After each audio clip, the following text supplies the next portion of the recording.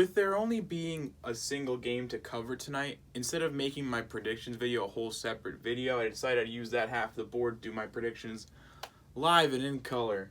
So, here we go. Vegas, Vancouver. I think this series is going to be a lot of fun because Vancouver's team, man, they're fun to root for. They have a young core. They're really good at scoring. Markstrom's playing some of his best hockey. And Vegas is a juggernaut. I mean, they don't really have many weaknesses. I'd say their defense isn't the best, but it's not really a weakness. It has been at times, but it's not like an overall weakness. Like I would say that no one like I'd say that Arizona's was. Arizona's defense was very much a weakness. So was Montreal's, but they're eliminated, so let's not talk about it. So this is going to be a fun series, and I think Vancouver's going to push them, but I'm going to say Vegas takes this series in 6, that's a G, 6 games. Vegas is my cup pick for this year. I really do think that they're going to win it, and I don't think Vancouver's a team that can stop them. The only team that I think can stop them is Colorado. The Avalanche have a great team. I do really like them. Tonight's game might sway me from that, but I'm going with the picks I had before this, and I'm saying them as well in 6. Dallas just really doesn't do it for me. I'm gonna sing Dallas praise in a second. I made these picks before I made this board.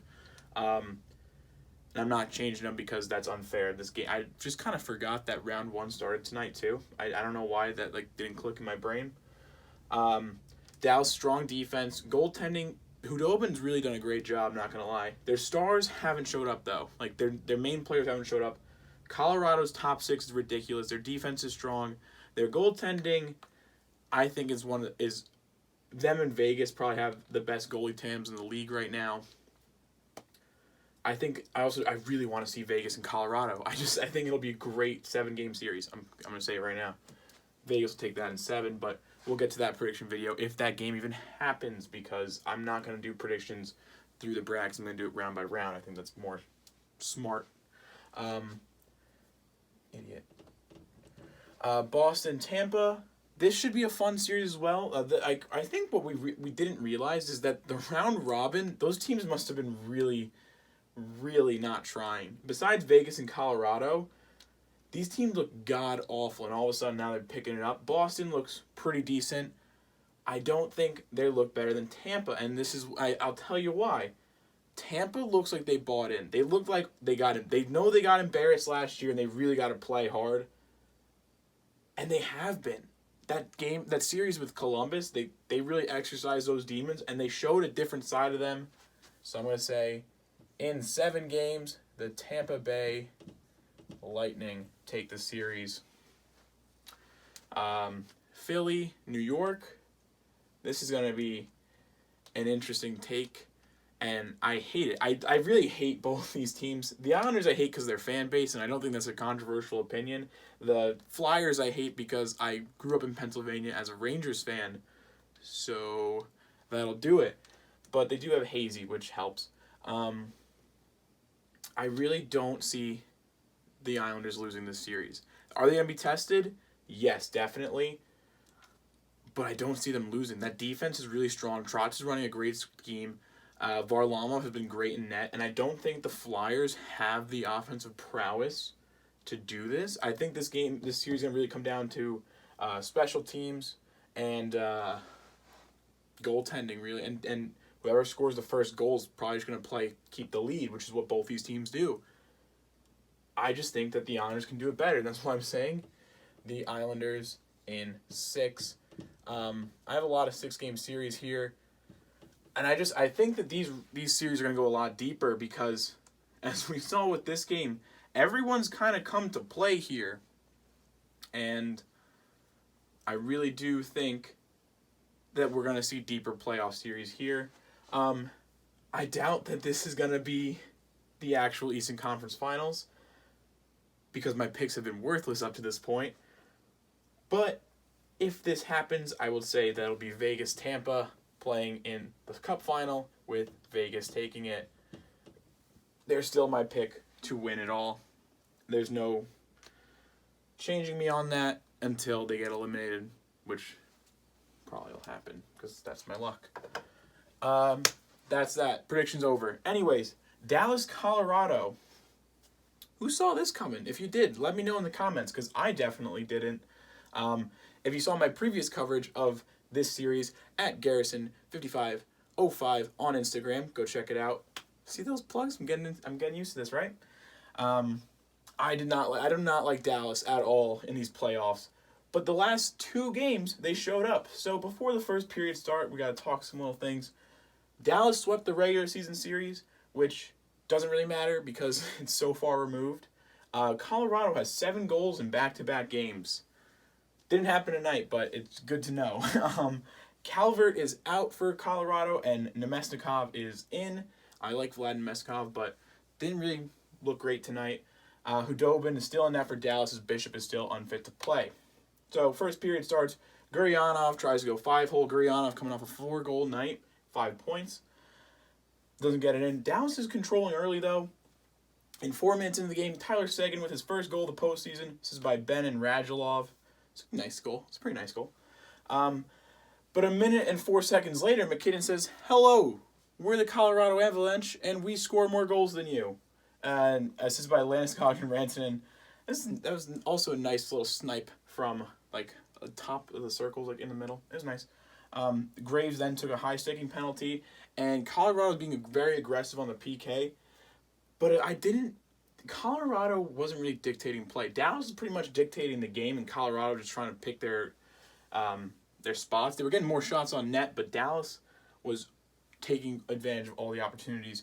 Johnson gets hurt for Colorado. He has like a knee-to-knee hit, and he is banged up bad, and he goes in the middle of the play. They're in the defensive zone, and he just goes, "I'm leaving." And he goes right to the locker room. And at 9:51, Como gets a goal by Alexiak and Heiskanen for the lead, which is basically a power play goal because Johnson had left the ice. So now Dallas is up 2-1. Kadri and Graves have a chance on a 2-on-1, but they just cannot connect. Hudobin then robs Landeskog, and Dallas is just like, "Yeah, we got this." And just for the insurance, 16:28, Radulov gets the goal by Ben and Foxa. And I'm like, oh boy, I did not see this side of it. I was not, I know Dallas just had their record thing where they went and scored from a 3-0. They were down 3-0, then they went up by 4, which is impressive, but I didn't see them doing it against this team, and they were in charge the whole time. Janmark takes a holding penalty, and Foxa gets a really good shorthanded chance that Grubauer turns aside. Second period, Johnson comes back into the lineup. He comes back from the locker room to start the period. Kadri then takes a tripping penalty, and Dallas is not looking good on the power play, which I expected. I don't think Dallas is not an offensive team, except for when they are. Apparently, they're very hot and cold. If Dallas finds consistency, they could be great. Like if Dallas can play like this the rest of the series, they can probably do it in 5, and they could probably even beat Vegas. But I don't see it happening. Especially if Bishop comes back, then I do not want that to happen. Grubauer then gets hurt. He hurts his left leg while extending his right. I don't really know what happened there. But Francouz is in. And the thing to note with Francouz is he got his glove side on the right hand, so it's definitely a change-up. 4:36 off the moment, just playing for their goalie, I guess. Landeskog gets the goals by McKinnon and Girard. McKinnon with the shot. And Landeskog just tucks it in. It's a nice goal. Cogliano then goes wide for the Stars. Como has a good hit on Girard. Guryanov has a chance. Denied. But at 9:09, Radulov gets goals by Seguin and Ben. Seguin with the shot, and Radulov just cleans it up. Janmark and Guryanov then have a 2-on-1 that they can't connect on. But on that 2-on-1, Graves took a tripping penalty, but then Guryanov took a high stick on McKinnon, so 4-on-4 hockey. Johnson left again during the 4-on-4 because he looked hurt the whole time he was playing.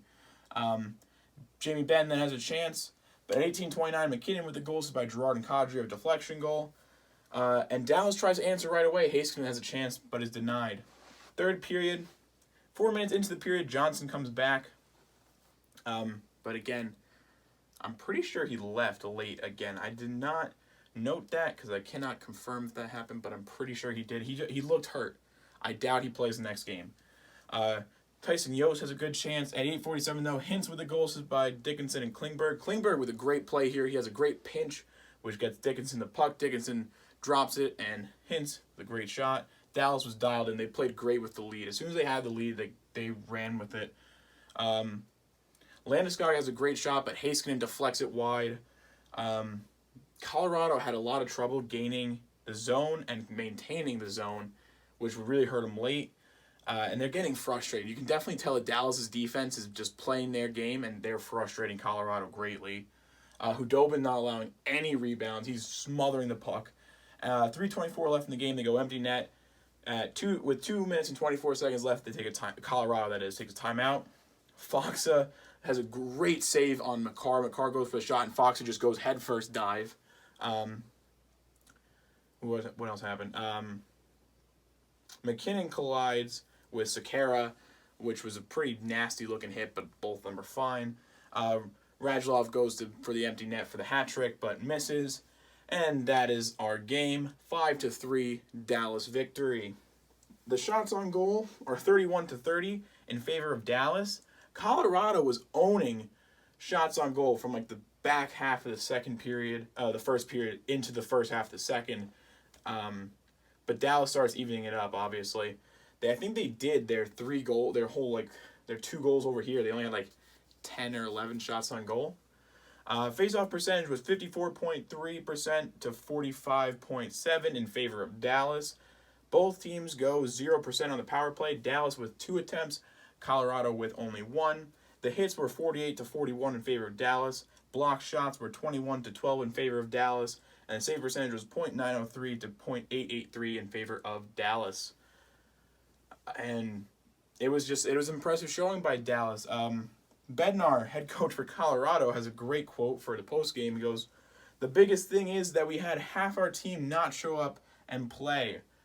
And he's got a point. The top 6 for Colorado played a really, really good game. McCarr played good. But when you only got half your team playing, it's hard to beat a team where everyone's getting involved. Even the stars of the stars, I hate saying that, but I don't know what else to... I guess the top line, but it's more than the top line. It's just the big names. Sagan, Radulov, Jamie Benn are finally getting involved in the offense for the first time, as you can see with Sagan with his first goal. Radulov has 2 in this one. Like, these guys have been non-existent so far in the playoffs, and now they're here. So now when you have Heiskanen playing the way Haskins been playing, you have Gurianov playing the way he's been playing, and now you're bringing the actual big guns. If you don't bring your A game, you're not gonna make it against these guys, especially with the way Hudobin was playing. Hudobin didn't face a lot of shots until the back half over here, but when he was called upon, he made the saves he needed to save, and that's playoff hockey. I mean, I know I'm staying with my Colorado pick, but after game 1, Dallas has definitely surprised me, and they've made it so that they're the team to beat in the series now. Colorado really needs to find that motivation. They didn't really they probably could have scored more in the third, to be honest. If you watch the game, their body language is bad. They don't look like they're ready to fight, and they weren't. And so Dallas stole the game. So we'll see how that goes going forward. And that is all for today. Again, if you enjoyed, like, comment, subscribe, and I'll probably be back tomorrow because there's 2 games for tomorrow. Thanks for watching.